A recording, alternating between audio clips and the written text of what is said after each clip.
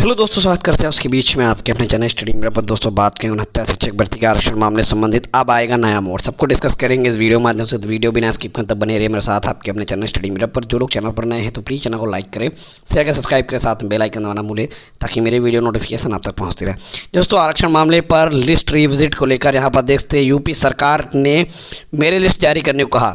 UP सरकार से मेरी लिस्ट जारी करने को कहा। हाईकोर्ट का आदेश 69 टीचरों की भर्ती मामले पर फैसला। TV9 भारतवर्ष के माध्यम से दी गई जानकारी। 3 महीने में मेरी लिस्ट जारी करने को कहा।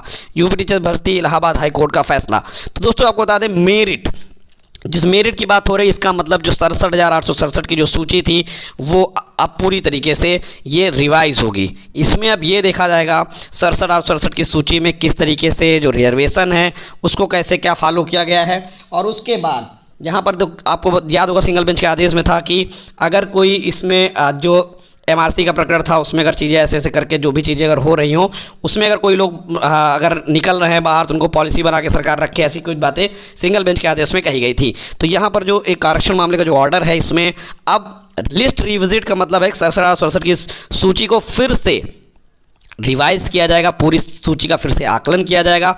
उसके बाद जो नई लिस्ट आएगी उस लिस्ट में हो सकता है कि जो हाई मेरिट वाले 6800 के हों उनको भी लिया जा सकता है, या अभी ऑर्डर पूरी तरीके से नहीं पता कि 6800 को लेकर कोर्ट ने क्या कहा है ये भी नहीं पता है। लेकिन अगर लिस्ट बनेगी तो मान लीजिए 67,867 में जो लिस्ट में नाम आएंगे प्लस आंसर की के जो हाई कट ऑफ ऑलरेडी हैं वो थर्ड काउंसलिंग से भी उनको ऊपर उनकी कई लोग कट ऑफ है तो उनको इसी में लिस्ट में रखा जाएगा।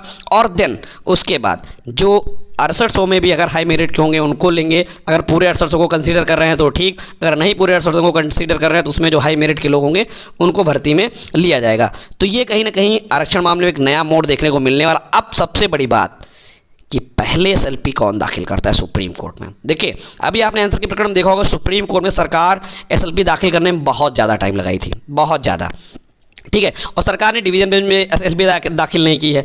तो उम्मीद है कि जो SLP दाखिल करेंगे वो बच्चे ही करेंगे, सरकार नहीं, क्योंकि सरकार सिंगल बेंच के आदेश को भी सही कह रही थी और उसके फेवर में आगे नहीं बढ़ी, लेकिन उन्होंने SLP दाखिल नहीं की।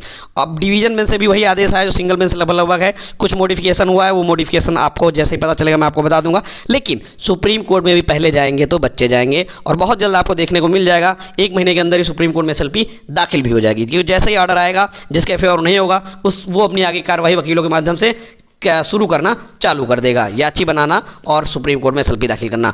तो बहुत ही जल्द अगर मान लीजिए इस मामले में अगर कुछ आदेश वैसा आता है जो फेवर में नहीं होता है तो निश्चित तौर पे सुप्रीम कोर्ट में SLP बहुत ही जल्द आप लोगों को देखने को मिलेगी। और निश्चित तौर पे फेवर कुछ भी आए, ऑर्डर कोई भी आए XYZ, कितना भी लोग खुश हो जाए, अगर उसमें कुछ % भी अगर खुश नहीं है तो SLP निश्चित तौर पे दाखिल होगी, वो चाहे कुछ भी हो। लेकिन जो भी यहाँ से आदेश आएगा वो मजबूत आदेश होगा। डिवीजन बेंच लगभग उसी आदेश के तहत आगे बढ़ती हुई मुझे दिखेगी। मुझे ऐसा प्रतीत होता है कि डिवीजन बेंच के आदेश जो होते हैं मोस्टली वही सुप्रीम कोर्ट में 60 या 70% वही आदेश होते हैं। थोड़ा बहुत बेशक उसमें मॉडिफाई कर दिया जाए, बाकी और कुछ देखने को नहीं मिलता है। धन्यवाद।